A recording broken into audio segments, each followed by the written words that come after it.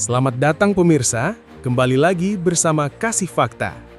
Kali ini, kami akan membongkar sisi tersembunyi dari sebuah peristiwa yang tampak kecil di Suriah. Amerika memang mulai menarik diri dan banyak orang mengira ISIS sudah tinggal sejarah. Namun, satu motor yang dihantam dari udara justru membuka pertanyaan besar. Siapa tokoh senior ISIS yang diburu itu? Bagaimana Amerika menemukannya? Dan apakah jaringan ISIS diam-diam kembali bergerak saat dunia sibuk melihat Gaza dan Iran? Namun sebelum lanjut, jangan lupa tekan tombol like, subscribe, dan aktifkan lonceng notifikasi supaya Anda tidak ketinggalan fakta menarik yang akan kami ungkap berikutnya.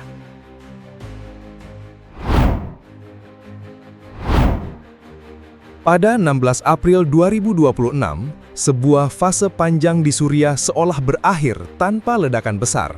Pangkalan Amerika yang tersisa diserahkan kepada pemerintah Suriah. Truk militer pergi, pagar pengamanan berganti penjaga, dan kehadiran pasukan Amerika yang selama bertahun-tahun menjadi bagian dari peta konflik perlahan menghilang. Bagi banyak orang, momen itu terlihat sederhana. Amerika menjauh karena perang melawan ISIS dianggap sudah tidak seperti dulu. Raqqa telah jatuh, kota-kota besar tidak lagi dipenuhi bendera hitam. Konvoi bersenjata yang dahulu melintas terbuka di jalan raya gurun telah lenyap. Maka muncul kesan bahwa Suriah tidak lagi mendesak untuk dibicarakan. Perhatian dunia juga sudah bergerak ke tempat lain. Gaza menjadi sorotan utama.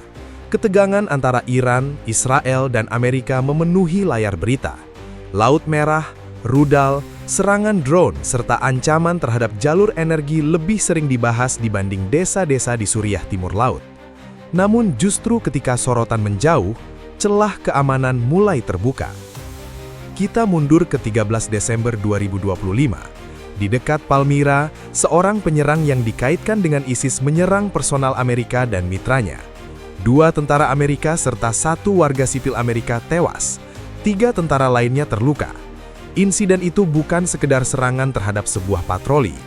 Itu adalah pengingat bahwa ISIS masih mampu memilih waktu, membaca celah, lalu menyerang target bernilai tinggi. 6 hari kemudian, pada 19 Desember 2025, Amerika membalas dengan operasi udara besar. Lebih dari 70 sasaran ISIS di Suriah dihantam. Pesawat tempur, helikopter serang, dan sistem roket digunakan untuk memburu lokasi senjata dan fasilitas yang diduga mendukung aktivitas kelompok itu. Tetapi ada masalah besar.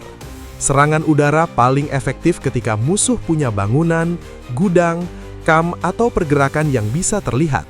Sementara ancaman di Suriah mulai berubah tepat saat struktur keamanan di wilayah Timur Laut ikut bergeser. Pada 19 Januari 2026, situasi di penjara Shadadi berubah kacau. Pasukan penjaga yang sebelumnya mengawasi tahanan ISIS ditarik ketika bentrokan dan perpindahan kendali wilayah terjadi. Dalam kekosongan itu, sejumlah tahanan berhasil melarikan diri. Pemerintah Suriah menyebut sekitar 120 orang kabur. Seorang pejabat Amerika memperkirakan jumlahnya dapat mencapai sekitar 200 orang, meski banyak yang kemudian ditangkap kembali. Angka pastinya memang diperdebatkan, tetapi makna peristiwanya tidak berubah. Sebuah penjara yang seharusnya mengunci orang-orang berbahaya justru menjadi celah baru. Pada waktu yang hampir bersamaan, Camp Al-Hol ikut menghadapi ketidakpastian. Tempat ini selama bertahun-tahun menampung puluhan ribu perempuan, anak-anak, keluarga, serta orang-orang yang diduga memiliki hubungan dengan ISIS. Ketika pasukan penjaga ditarik dan kendali keamanan berubah, pengawasan di kawasan itu melemah. Penting untuk dipahami, tidak semua penghuni kamp adalah petempur. Banyak di antara mereka adalah keluarga yang terjebak dalam perang panjang. Tetapi di antara kerumunan manusia yang bergerak keluar, bisa ada simpatisan, penghubung, atau orang yang masih menyimpan loyalitas pada jaringan lama. Yang berpindah bukan hanya wilayah. Tanggung jawab menjaga ribuan tahanan, mengawasi kamp, memeriksa jalan kecil dan menutup jalur penyelundupan juga ikut berubah tangan. Dalam masa transisi seperti ini, 1 pos pemeriksaan yang kosong dapat membuka rute, 1 penjaga yang ditarik dapat memberi waktu, dan 1 daftar nama yang jatuh ke tangan yang salah dapat menghubungkan kembali orang-orang yang sebelumnya terputus. Tanpa perlu ada pertempuran besar di sebuah kota lagi, inilah titik yang paling berbahaya. Suriah tidak perlu kembali dikuasai ISIS. untuk menjadi ancaman. Mereka hanya membutuhkan ruang kosong, penjagaan yang melemah, dan jalur lama yang kembali terbuka. Jadi ketika Amerika meninggalkan pangkalan terakhirnya pada April 2026, apakah dunia benar-benar sedang menyaksikan akhir dari ancaman ISIS? Atau justru tanpa banyak disadari, sebuah jaringan yang lama terkubur sedang menemukan jalan baru untuk bergerak? Karena setelah penjara bocor dan KAM kehilangan pengawasan, ancaman berikutnya tidak lagi datang dengan bendera hitam. Ia bergerak lebih kecil, lebih senyap, dan jauh lebih sulit ditemukan. Pada 23 Maret 2019, ketika pasukan Kurdi yang didukung koalisi internasional merebut Baghuz di Suriah Timur, wilayah terakhir yang dikuasai ISIS runtuh. Sejak hari itu, kelompok ini tidak lagi memiliki ibu kota, kantor pemerintahan, atau garis pertahanan yang dapat terlihat jelas dari udara. Dulu, ISIS bekerja seperti perusahaan besar yang brutal.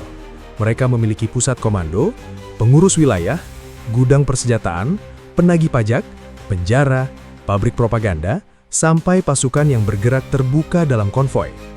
Ketika mereka menguasai Raqqa, kekuatannya tampak di jalanan. Bendera hitam dikibarkan, pos pemeriksaan dibuat, warga dipaksa tunduk. Semua orang tahu di mana pusatnya berada. Karena itu, ketika koalisi menghancurkan satu demi satu kota yang dikuasai ISIS antara 2017 dan 2019, banyak orang mengira jaringan tersebut akan ikut lenyap. Perhitungan itu masuk akal, tetapi tidak sepenuhnya benar. Menghancurkan wilayah dapat memukul struktur fisik.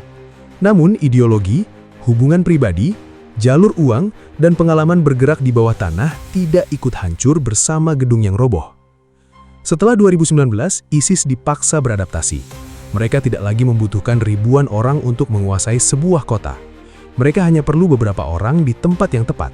Satu orang mencari rumah aman, satu orang menyimpan telepon atau kartu memori, satu orang mengantar uang, satu orang lain mengetahui jalur gurun yang tidak diawasi.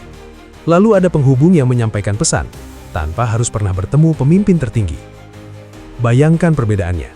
Dulu, ISIS seperti perusahaan besar dengan gedung, cabang, dan papan nama yang mudah dilihat. Kini mereka lebih menyerupai jaringan kurir rahasia. Tidak ada kantor pusat yang bisa dibom. Tidak ada konvoi panjang yang mudah dipantau. Orang yang membawa pesan mungkin terlihat seperti warga biasa. Orang yang menyimpan senjata mungkin hanya membuka pintu rumah pada malam hari. Tetapi ketika setiap peran kecil tersambung, sebuah jaringan dapat kembali bekerja, yang tersembunyi di balik kehidupan sehari-hari warga. Inilah alasan mengapa serangan udara besar tidak selalu cukup. Pesawat tempur dapat menghancurkan gudang. Helikopter dapat memburu kelompok bersenjata. Sistem roket dapat meratakan tempat persembunyian yang telah dikenali.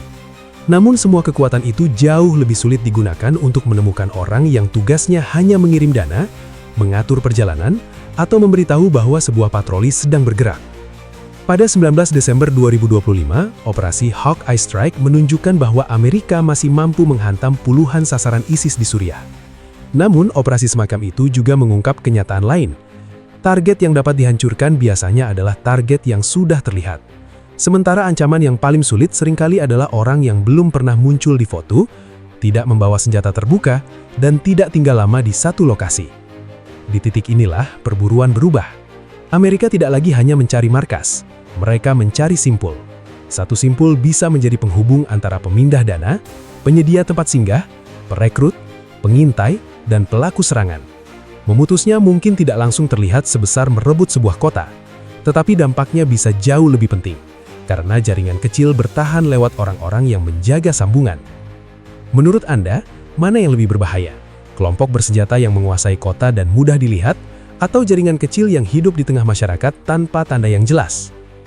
Pertanyaan itu mulai mendapat jawaban pada 19 Juni 2026, ketika sebuah motor melintas di Suriah Barat Laut. Tidak ada konvoi, tidak ada baku tembak, dan tidak ada peringatan besar. Namun serangan terhadap kendaraan itu ternyata membuka jejak perburuan yang jauh lebih dalam. Pada 19 Juni 2026, suasana di dekat Deir Hasan, Suriah Barat Laut, tidak menunjukkan tanda jelas bahwa operasi penting berlangsung. Jalan kecil itu terlihat seperti jalur biasa. Tidak ada konvoi militer, tidak ada sirene, tidak ada pasukan yang bergerak terbuka. Lalu, sebuah motor melintas. Motor itu bukan kendaraan lap baja. tidak membawa bendera, tidak dieskort puluhan orang. Dari kejauhan, pengendaranya terlihat seperti siapa saja yang sedang berpindah dari satu desa ke desa lain. Namun pada hari itu, motor tersebut menjadi sasaran serangan udara presisi Amerika. Ledakan terjadi cepat. Laporan awal dari lapangan hanya menyebut 1 orang tewas. Tidak ada pertempuran susulan, tidak ada baku tembak panjang, tidak ada pengumuman darurat. Bagi orang yang melihat informasi awalnya, peristiwa itu mungkin tampak seperti satu serangan kecil di tengah negara yang sudah terlalu lama dipenuhi kekerasan. 1 motor hancur, 1 orang tewas, lalu perhatian bergerak lagi ke Gaza, Iran, atau perkembangan lain yang lebih besar. Tetapi 5 hari kemudian, pada 24 Juni 2026, Amerika mengubah arti ledakan itu. Komando Pusat Amerika mengumumkan bahwa orang yang tewas adalah Ali Hussein Al-Ulaiwi. Ia disebut sebagai tokoh senior ISIS. Pernyataan resminya singkat, tetapi dampaknya besar. Serangan pada motor itu ternyata bukan serangan acak. Targetnya bukan sekedar orang bersenjata yang kebetulan melintas. Amerika sedang memburu satu simpul penting dalam jaringan yang selama ini bergerak tanpa banyak terlihat. Disinilah pertanyaan paling menarik muncul. Bagaimana Amerika mengetahui bahwa Al-Ulaiwi berada di atas motor tersebut? Tidak ada jawaban lengkap yang diumumkan. Amerika tidak menjelaskan siapa yang pertama kali menemukan jejaknya. Mereka tidak mengungkap berapa lama ia dipantau. Mereka juga tidak menjelaskan tujuan perjalanan itu. Apakah ia sedang berpindah tempat, menuju pertemuan, atau membawa pesan untuk sel lain? Dan justru karena itulah operasi ini terasa penting. Untuk menjatuhkan serangan presisi pada satu motor, dibutuhkan lebih dari sekedar pesawat yang terbang di langit. Harus ada informasi yang menghubungkan nama, lokasi, waktu, dan identitas target. Bisa berasal dari pengamatan udara, bisa dari pelacakan komunikasi, bisa juga dari kerjasama dengan mitra di lapangan. Tetapi tanpa bukti resmi, semua kemungkinan itu tetap harus diperlakukan sebagai dugaan, bukan fakta. Yang dapat dipastikan hanya satu, Amerika masih punya mata yang bekerja di Suriah, meski pangkalan besar terakhir ditinggalkan pada April 2026. Mereka masih mengumpulkan informasi, mereka masih mencari tokoh yang tidak berdiri di garis depan, dan mereka masih menilai sisa jaringan ISIS cukup berbahaya untuk diburu sampai ke jalan kecil di dekat Deir Hasan. Kematian Ali Ulaiwi tentu menjadi pukulan bagi jaringan yang ia jalankan. Namun kelompok seperti ISIS telah berkali-kali membuktikan bahwa mereka tidak hanya bergantung pada satu orang. Ketika satu penghubung hilang, orang lain bisa mengambil peran. Ketika satu jalur diputus, mereka mencari jalan baru. Itulah sebabnya serangan ini penting, tetapi tidak boleh dianggap sebagai garis akhir. Sekarang pertanyaannya untuk Anda.